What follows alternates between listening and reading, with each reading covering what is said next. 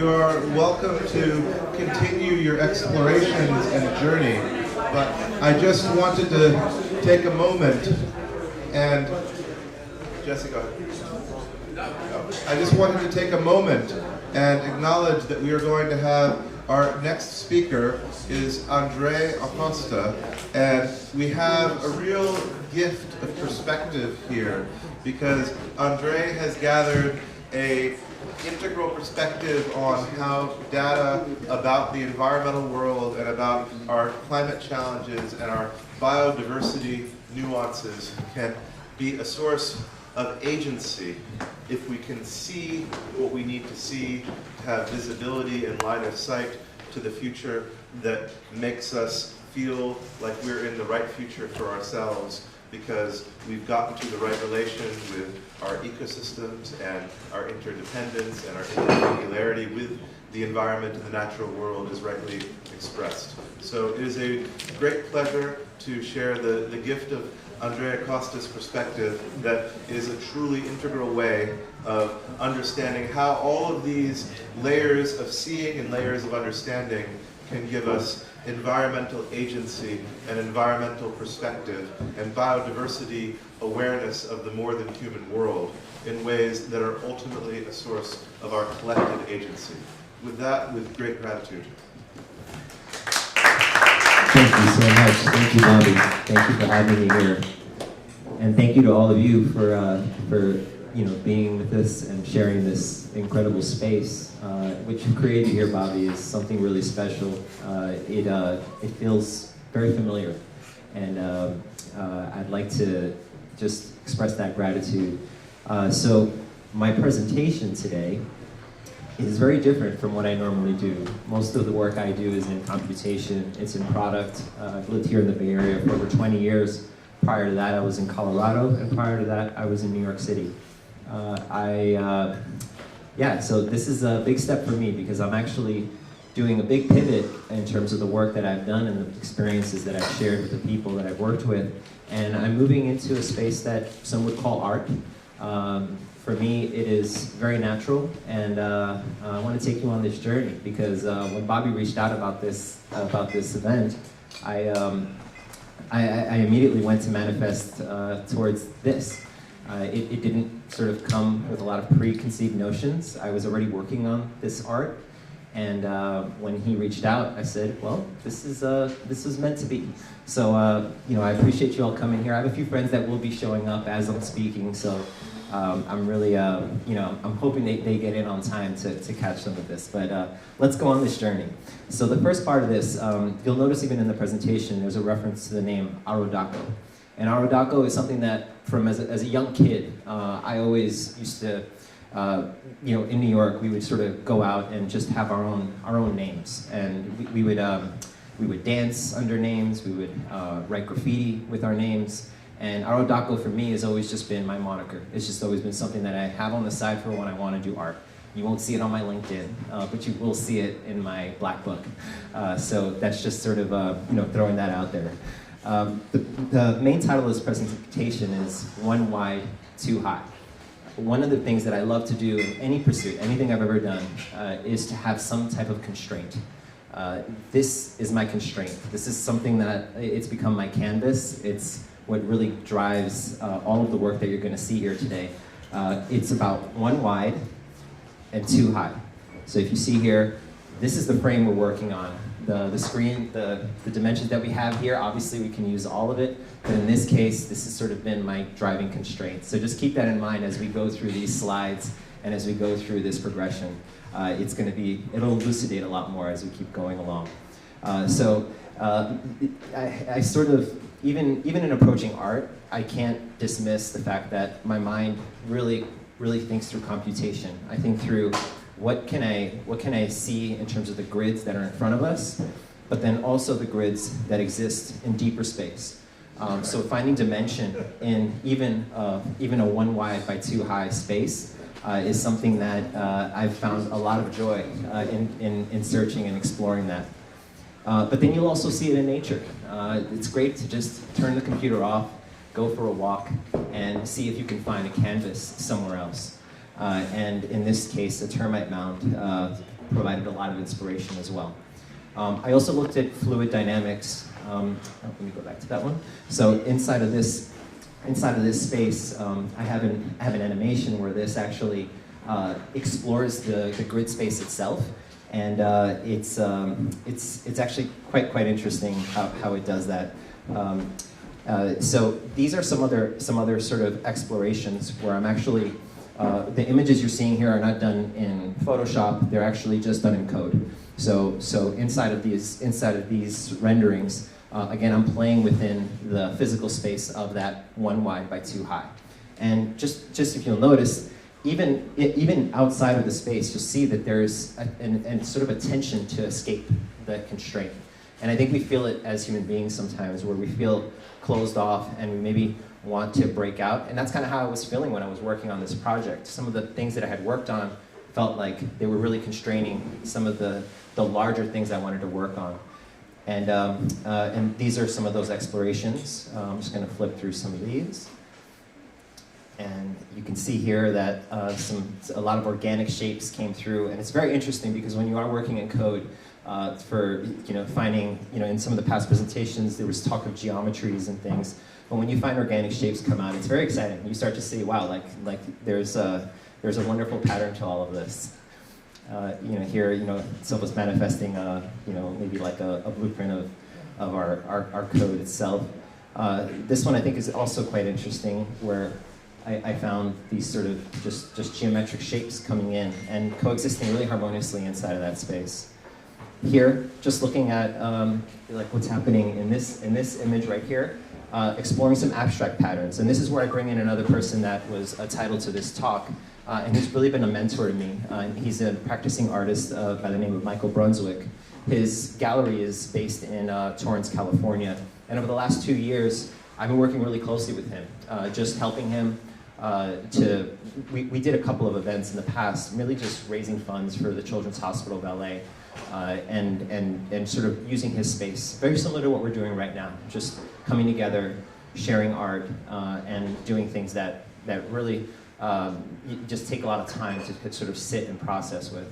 And he was really helpful in this sort of element.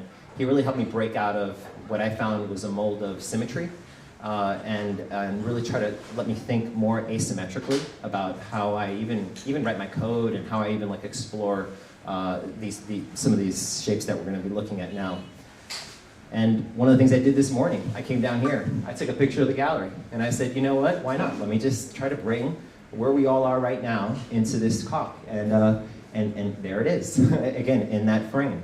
But it doesn't have to exist just inside of that frame, right? I can actually put on top of that other ways of bringing shape and form and movement into it. And that's kind of what you have here. And like I had said, I'm just really still a kid from New York City. I was born and raised in Flushing, Queens. This is always surreal to me that I'm here in San Francisco. It's such a beautiful city with amazing people. But this is sort of my passport. It's sort of come from, here, give me 1 second. I don't know why my videos aren't playing. There we go, okay. So most of the slides back there had some video as well, so I may have to go back. But one of the things that I love doing, actually, with some of the diffusion models that have come on, is being able to take work that is normally static and being able to just bring some color and life into it. This particular space is very interesting to me because as a kid, we would go to Flushing Meadow Park, which is in Flushing, and it had all the ruins of the past World's Fair. And it was just, I remember it being the pinnacle of modernity, like at its time, and then it was just left alone. And you just see in a short period of time, even just from like the 60s, how everything rusted, corroded, and it was just left there, like there was nothing. And I used to just love sort of being a little archaeologist and kind of digging through all those areas, digging up, looking for like old tickets and things, and I would collage it. I would just literally go and try to like make things out of what was popular back in the days. And some people would say I was trespassing, but I was just very, very curious. And that really has not left me at all. So in doing this project, I really felt, again, like really connected to that source of truth when I was younger. And it's become my compass, really. So as I kind of go through this and I look, just like I took a picture of the front here, I'm always walking around San Francisco, probably like a lot of us, and taking photos. It's just something I really enjoy doing, and it's a really great way to sort of explore my creativity. And in this case, just walking by, just seeing a nice alley, when you zoom in, you can find a 1x2. It's just a wonderful thing. Inside of that 1x2, it can be really anything you want. It's a gift that you often see in maybe graffiti writers. People often don't understand when you see them practicing their art form, whether it's underground, above ground, or just for their own personal enjoyment. But it's something that some of my greatest mentors when I was younger were people that were pushed away from society and that were just incredibly talented. And they gave me lessons back then that still pass on to this day. And they've really helped even in this project. So one of the things I remember looking at during that whole quest of trying to step into what could my art be like? Because clearly, especially now with the tools that we have, it's really infinite. I could take a style and go in any direction. And that's where this canvas really sort of spoke to me. I kind of went deep dark. Like, I went down to like, what are the things that, even as a child, like things that made me feel really uncomfortable. And the thing that came to mind, which I don't know, maybe some people might have this, but I always had a very, very tough reaction with mosquitoes, out of all things, one of the smallest things. So my family was originally from Colombia, and they would send me to Colombia in the summertime. And in the summer, I would be there, and they said, unlike any other baby, they had never seen a baby attacked by mosquitoes like me. And I remember the stories, and when I would go to Colombia by myself again, same thing, just swarms. I mean, it was just like something is seriously off here. Like, why does this happen? I also just went back, not this summer, but the past summer, same thing. And it was something that really, really always kept me wondering why was this something, why was this sort of happening to me and not everybody around me? Because I would wake up with bites all over and just not really understand what was going on. And I kind of went in and I started to dig into it a little bit more, and I asked myself one question. Well, maybe this subliminal thing that's down there is trying to tell me something. What if that mosquito? What if the mosquitoes that sort of been with me this whole time? What if they were actually trying to give me a message? Not looking at it from a standpoint of they're bad, but what if they actually were trying to pass something on to me? And this was an interesting exploration. Not just from a biomimetic exploration, but also just looking at it from an indigenous perspective. So in Colombia, I'm a mestizo. My grandfather represents from an indigenous tribe in Colombia. And when I went back with my kids recently, I asked questions just about, what was the practice back then, and what was, how were mosquitoes accepted, and they believed that mosquitoes actually are, in a lot of ways, also stewards of information.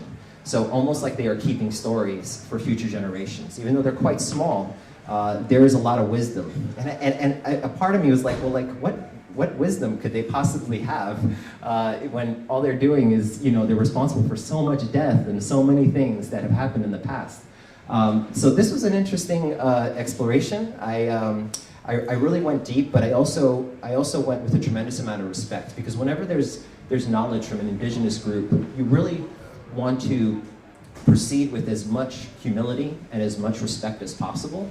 No matter how small that thing might be, it might be one of the most difficult challenges you've ever had, and that's sort of how I've embarked on this this journey to really explore and see what the mosquito might have to teach me.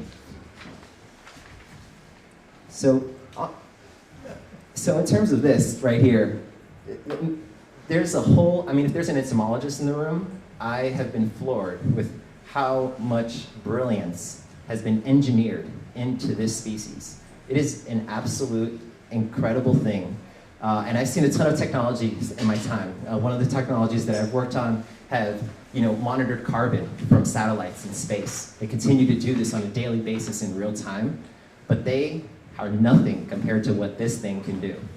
This thing puts to shame the best sensors I've ever seen for CO2 detection. I can keep going in terms of how it's decentralized. It can go and swarm through and make sure that the healthiest being can get to the source of what it's going for, and they make room for it. It's just a really amazing biomimetic journey. And I started sketching. So all of these sketches are my own. These are just things that I did using the tools of our day-to-day, and to kind of go through that journey and see how the story of this mosquito, how could I translate it? What is sort of like, what is the way that could actually evolve? So these are a few images that I've created, and you see some of those elements that I told you about before, like how I really loved graffiti growing up. You'll see some of those elements inside of these pieces, and again, I was still sort of searching, like, inside of this. What is this mosquito trying to tell us? What does this mosquito really represent for future generations? And then in that journey, I sort of really rediscovered this whole solar punk movement. And I said to myself, well, the mosquito's a solar punk mosquito, without a doubt. Because even though this one little creature has been responsible for so much death, what if this one creature could save the world? What if this one creature could actually represent all of the things that we've been talking about throughout this event, and then also throughout this whole movement? And that's something that has not left me. If anything, it's gotten much, much stronger in this journey. So here I've also played with not just the graffiti representation. I looked at physical representations, trying to find different elements that represented that. And then this is where I'll pause for a second too, because in working with my mentor, Michael Brunswick, one of the things he likes to do with his work, because it's very abstract, and I'm not showing his work just simply because, out of respect for him, he really loves people to come into the gallery and see his work in person, not just on a screen. And I couldn't agree more. The other thing he loves to do is not even name his pieces. He loves for people to just come in front of his work and just tell me how you feel when you see this. So in a lot of ways, by me talking about some of this, I'm really loading it. I'm creating a lot of bias around it, but that's okay. I think that's what's so nice about sort of taking this step with all of you. This is a safe place to sort of go and share these things. And by all means, happy to talk with anyone about this after, because it's been a lot of fun. So moving on to this next one here, I also looked at living systems and how sort of looking at the way in which this simple being can actually help us with the built world. Again, I'm not an architect, but in terms of looking at the future and some of the solutions that we're going to need, we're going to have to think radically different about how we solve the problems that are coming in our direction, how we adapt, but also how we regenerate. And in all of those steps, these are sort of scenarios where this has been really helpful for me, just sort of looking out and going down this path. Again here, I really like to also look at fashion. My mother worked at Macy's, so fashion has always been a part of my upbringing. And in terms of that, I always like to take a second to just think about how might what I'm working on work in terms of a fabric or a cloth. And again, it tends to give back so much more when you think of things in different dimensions and in motion. So moving forward here, I also asked myself, well, what happens deep into the future? If for whatever reason we can't communicate this, how do we actually pass this on? How do we pass this information on? For about 4 years, I had worked with an organization called Global Heritage Fund. And Global Heritage Fund, we did apps that, particularly in the Middle East, in very difficult times, just help safeguard their heritage. Because, frankly, most of the heritage was in high-risk areas. And we just did very basic apps so that people could go out and be able to just take pictures and very easily document that heritage just using a mobile phone, no archaeology background. They could actually just go and do that. And in that project, I realized just how fragile all of this is, where I would go sometimes with teams that were using these apps, and I would see beneath my feet just thousands and thousands of years of archaeology that was just demolished. And I realized just how fragile all of it is. One of the teams that we worked with was from Turkey. And I'm sure many of you know the story of this tree that's just sitting on the top of this hilltop. Underneath the tree, a whole civilization that no one knew about was completely unnoticed. And everyone knew the site was special. And that site had so much to tell future generations, but also warnings that everything that we think is permanent in some regard is not. And I think that's a very interesting thing when you think of the mosquito again, because again, encoded in this one little being is insights that I think can really help with a number of the problems that we're facing. And that's what I started doing. I started coding around it. I started actually going back to more of the biomimicry elements around the mosquito. I looked at sculpture as well, so I just tried to bring it into depth and so forth, so bringing some of these aspects. This is again some of the architectural elements here. So you think of the future, again, it's not going to look anything like we know of it today. I think it's going to be largely like the way I've heard of the ethos around solar punk, where we don't just destroy and then rebuild. I think we're going to actually build on top of and actually go and augment so much of this beautiful planet that we coexist with and lift our species up with it. So this is some of the very interesting experiments we had. So in this case here, this is one of the first pieces that I feel like I would say is at a point where I'm going to actually put it on for people who are here. So this is sort of like one example that I have, and in this. Right now it's untitled, but I do feel like there's a strong element in the past that captures a lot of the code that's encoded in the mosquito itself. But then it also brings forward so many interesting parts of what it has to offer, and it's just. But definitely, this is going to be one of the ones that I think out of all of this, I'm going to be sharing with all of you. Here it is, still one by two, turned horizontally, keeping true to the title of this presentation. Everything is 1 by 2. In this case, it's 2 by 1. I just turned it just so that you can see some of the detail. One of my friends who's in the room right now, James Tizer, he has an incredible television at home. It's one of those TVs where you just see artwork so beautifully.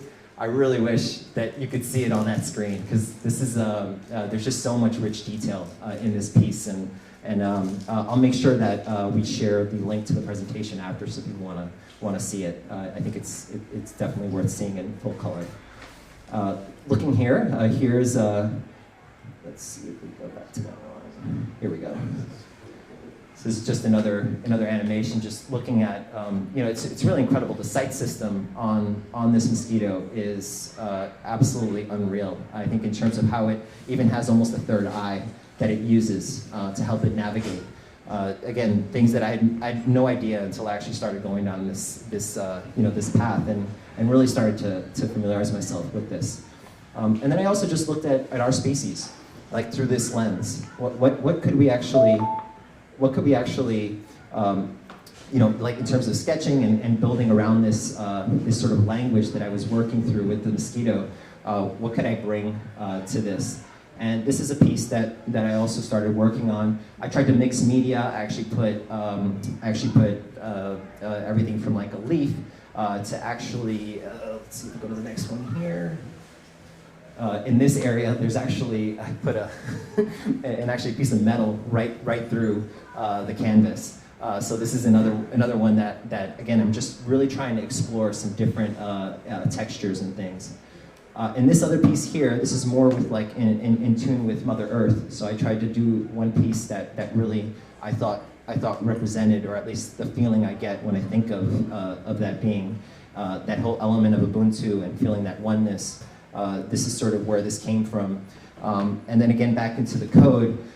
So I put inside of here, and then I'm going to open source all of this so that other people can build upon it. Because I was very shocked to find that most of the biomimicry work around mosquitoes was around eradicating them, completely eliminating them, without any look at how we might learn from them to actually further some of the bigger challenges that we have to face. So with a lot of pursuits, when you remove the commercial aspect and you actually just go with your curiosity, it's very interesting to see how it actually can open up some new things. So this is something that I'm particularly excited to see how I can collaborate with others on it. Here are some just some sketches, just when I was first sort of exploring some of the shapes and whatnot. You know, I try to bring a lot of organic elements and things, and I think you'll see them kind of shine through there. Here's a few more living systems, and then my wife, she actually plays the harp, and then we had a good conversation about this as she was seeing some of these early pieces. And she was like, you know, like wondering, like, well, what if we thought about it from a standpoint of like actually building an instrument? So again, we talked about fashion, we talked about, you know, doing this on a wall. Like, what if we actually thought about it from the standpoint of, you know, making music? And so this was just like one experiment. I really think that there's something here to explore a little bit further. But it definitely did bring to mind a lot of sort of glass work and things, and there is sort of a glass blowing community here in San Francisco, so I was thinking about maybe bringing this project to them and seeing about maybe collaborating. I think in the true solar punk ethos, that might be the right way to go. I also thought, well, in this case, I could render an idea for doing even a large format sculpture, something that could be already in our society now. To maybe give people, kind of like that last meditation we did in the previous talk, just giving them a moment to see, well, what could the world be like, you know, deep into the future? What might it look like when it's different from what we see every day? And that's what I think art does for us. In this case here, you know, this is one of the pieces that I kind of brought something back where we can identify with a human face, and then putting this texture on top of it, and this thing that you've seen throughout some of these other slides, really, I think, kind of brings it all through. In this case, this is actually all done with code. So in this case, I found some great research, I think it was out of USC, that which all they did was film at a very high frequency rate to actually film the swarms of mosquitoes, their flying patterns, how they actually go about.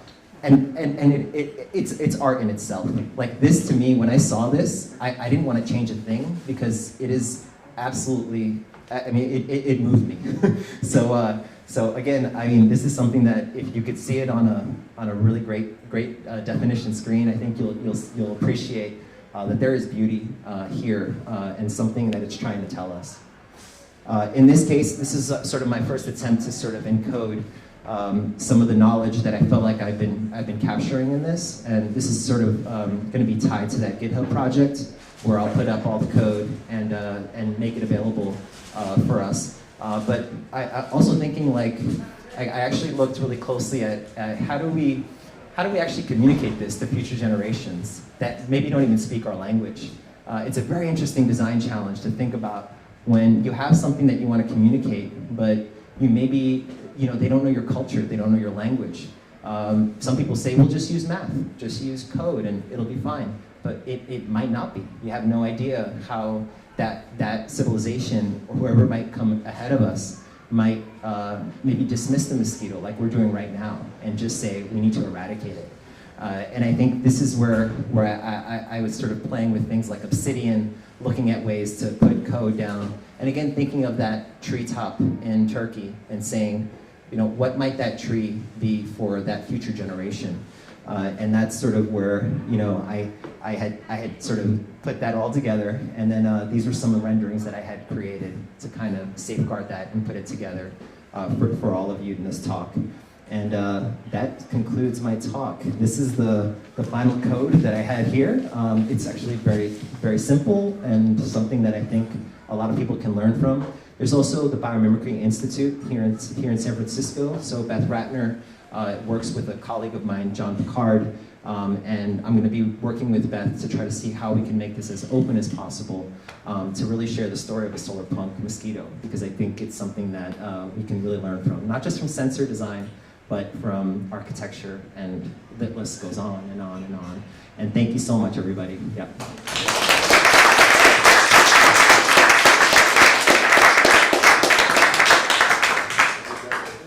So, should we do some Q&A, I guess? Yeah, let's do it. Great. Let's do it. Yeah. I was thinking of a question, just to tie one thing between you and your harpist wife, mosquito. The root of that word is the same, has a common thread with muse and music, right? And you can almost picture like in early proto-music language times where like all these things buzzing all around us would be like, that's the music of our environment, right? There's a cool like something there. So let's nerd out later. I'm a music human, so let's talk later. Who wants to talk now about something else? Questions. Yeah, that's what I mean. Questions, but talking questions or singing questions.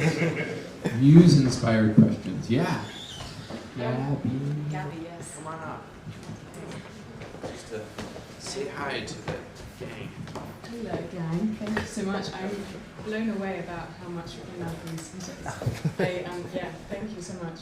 I'm curious to, and mosquitoes are one of those ones where they feel like they never go away. You can like kill as many in the tent and you're like, I think we're clean, but they still stay around. So I'm curious to hear how mosquitoes network. What is the way in which they always stay around? Yeah, they are one of the most resilient organisms in our planet. I mean, you've got the tardigrades, and I'm putting the mosquitoes up there because they have an incredible survival mechanism. The way in which they use their hormones, it's a thing of beauty. So that's the first thing. They've been engineered for whatever put them in their place. They've been engineered to survive, and they have access to so many hosts. Obviously, there's a lot of blood, but on top of that, they also have a dormant state. So if it gets very cold, like even in San Francisco, right? Our weather will fluctuate to where you won't see a mosquito for months, but then they suddenly just appear. If you go by, even anywhere, even at the corner right here, you'll see wherever there's a sewer grate, you'll see different splotches of color. So they're constantly trying to like spray to remove and kill the eggs for the mosquitoes, but yet they still survive. And even if we weren't around, there are rats and other things and other living beings that they can coexist upon. Again, I'm not an entomologist and I'm probably torturing this, but from an art exploration, I was humbled, very humbled. And again, this all started with something that I really, really felt uncomfortable with. I mean, I was the first one, like even to my most recent trips to Colombia and also just even in New York, it's just something that I've always struggled with. Some people struggle with like ants and spiders and things like that, but now I don't know if it's just a big sort of realization of how we coexist with these things. And again, I really feel like they're trying to tell us something. Yeah, I knew that our minds were going to be stretched in many directions this weekend, but loving mosquitoes was not something I thought I would come out of this with. This is super exciting. You could say that mosquitoes are the universal language. Yes. Music. I just had a thought. I mean, just thinking about when you mentioned the indigenous concept of mosquitoes, or what they believe about mosquitoes is the messenger. And mosquitoes fly around, and they are literally connecting and consuming blood and the DNA and the information from the creatures around, carrying that through. And so I wonder if there's something that we've not discovered yet, or something that exists in that exchange, where there is some sort of message beyond that we've been able to measure and perceive that is being carried by them. It's a beautiful, thank you for sharing that curiosity. So just to repeat, since you didn't have the microphone, she was really speaking to the fact that, mosquitoes have been around for so long. They have, you even think of like Jurassic Park, right? Like they found this mosquito and inside of it there was this DNA of the dinosaurs, and we, went and bioengineered, and, it's like Michael Crichton clearly was on to something in a sense, sort of like understanding that these things have been around for so long, and something inside there has a little record, maybe. Maybe there's a little something there that carries on. So it's a wonderful curiosity, and I mean, that's definitely the path in which I took with this, just looking broadly about it, and it's just the beginning, and really that's what represents this presentation. I'm just sort of saying, I'm doing something that's not commercial. I'm not trying to make a sensor out of this. If I can help someone make a better sensor in the future, if they learn from this, great. But it really, this is at service to just my curiosity, and it's just a real joy. Yeah, but thank you for sharing that. Yeah. You're like the E.O. Wilson of mosquitoes. Do you want to come on up? Just... I'll come out. Okay. I help keep Fix the Code. Looking forward to, you said that you're going to post this on Git? Yes, I am. Yes, I'll What put. technologies are involved here? Is this like processing or something? Yeah, no, it's pretty. It's. I would say it's more pseudocode. It's just using Haskell. Like I just tried to do it in an open way, almost like you would like in an interview, right? Like so, everything that I found, all the research that I had discovered, that I had rediscovered, or that I had just compiled, again with a different sort of north star. Because again, as opposed to eradicating, I was really just trying to learn as much as possible. And so I'm happy to share it on there. And yes, I'll make sure to share it with everybody who was here, the Git links, so we have it. So thank you for asking, though. And I'd love to collaborate with you on it if you see anything in there that piques your interest. Yep. Oh yeah, in the back over here. Hi, I really related to what you were talking about. I've been a painter for many years, and I've always been fascinated by the rose and its perfection, and I'm actually also, like you, very mathematical, and I feel like the geometry of the rose is like perfect geometry, and so when I heard you talk today about the mosquito, and I looked at it mathematically as well, but the mosquito is obviously more involved than the rose, and I just wanted to tell you that I respect and understand your journey into art with this natural, mathematical phenomenon that's been happening through nature. I think it's so cool. Thank you for sharing. She shared her perspective as a painter, that she had very similar, I guess, just very similar reactions to her work with a rose and all of its incredible, mysteries and things beyond maybe what you see with your senses. There's something else there. And I think with anything in life, when you look at it with that deep curiosity, like artists do, you see it. I think now, like you hear people talk of Da Vinci and how he just had an incredible innate to just pause and really observe and really absorb, and then to also not just do that and hold it in, but to be able to communicate that into his journals and into his work and into for future generations. It is a real privilege, but it's a gift. And I think that's with any artist. I think that's the one thing every day when I go in and I look at this, I don't look at it from the bias that I want to find something. The scientist in my brain is telling me, I just want to squash this. I don't want this to happen, but it's a wonderful thing to sort of go and ask those questions and go on that journey. So it's great. Yeah. Yes, right here in the front. So I appreciate your fascination with mosquitoes. I wonder whether you've ever thought anything about mosquito fish. Because, as long as mosquitoes carry West Nile virus, as fascinating as they are, we want to keep them away from ourselves and our kids, neighbors. And, the county of Santa Clara now is issuing mosquito fish to anyone who has a fountain or any standing body of water. And they're teeny, tiny little creatures that are remarkable in themselves. The only thing they eat is mosquito eggs. And they also hibernate in the winter. Yes. They also eat frog eggs, Frog eggs native too. frogs and salamander eggs. So, Not in my palate, I'm better than those. Yeah, they find a way. They always find a way. There's and it's interesting. I actually do through my clients. I do work with like the Moonshot Factory X. There's projects that they have graduated from X. That's one of the things that they're doing is literally trying to like bioengineer, trying to go and completely make mosquitoes a thing of the past.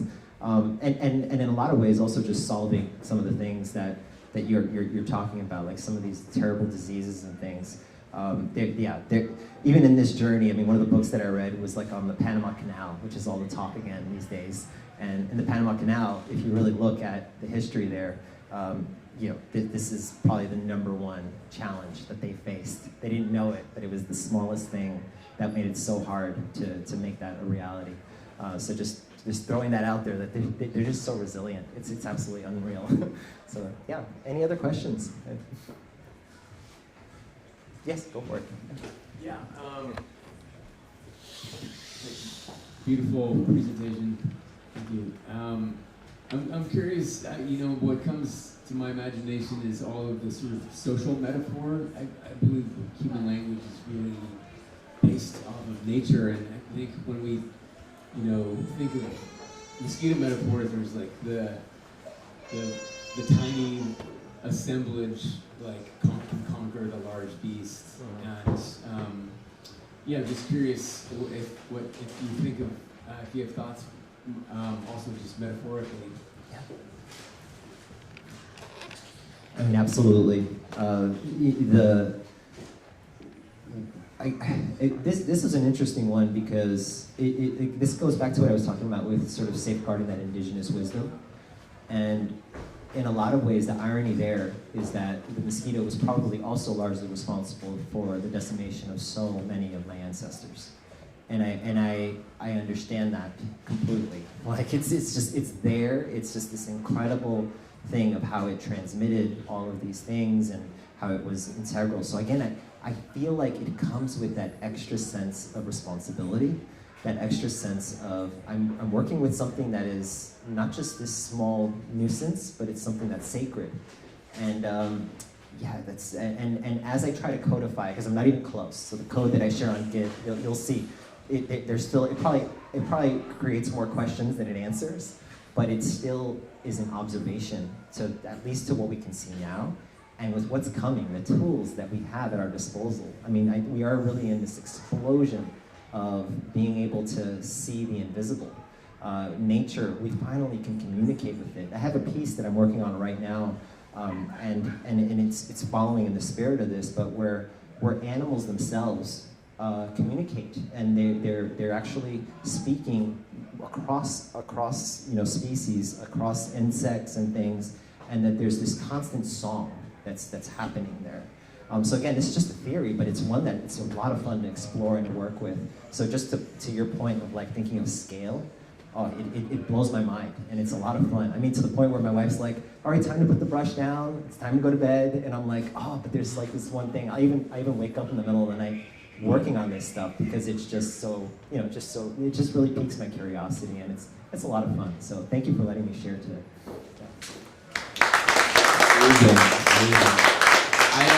I truly do think that we all believe that everybody in this room is an artist, is a creative, is a designer, is a scientist. I would encourage you, if you want to feel even more like the amazing Andres Acosta, go next door to Professor Siegel's and explore the artistic offerings there. You will see the invisible. If you haven't been to Professor Siegel's yet, has everybody been there? Raise your hand if you've been there. Yeah? It's amazing. Okay, and you know that these spaces are connected, just to state the obvious. So we are here because of them. Go visit. See if you get some more inspiration at some point on Saturday night. Just a thought. We're going to take a 5-minute break, and then we'll be back with Sheridan Tatsuno, one of my personal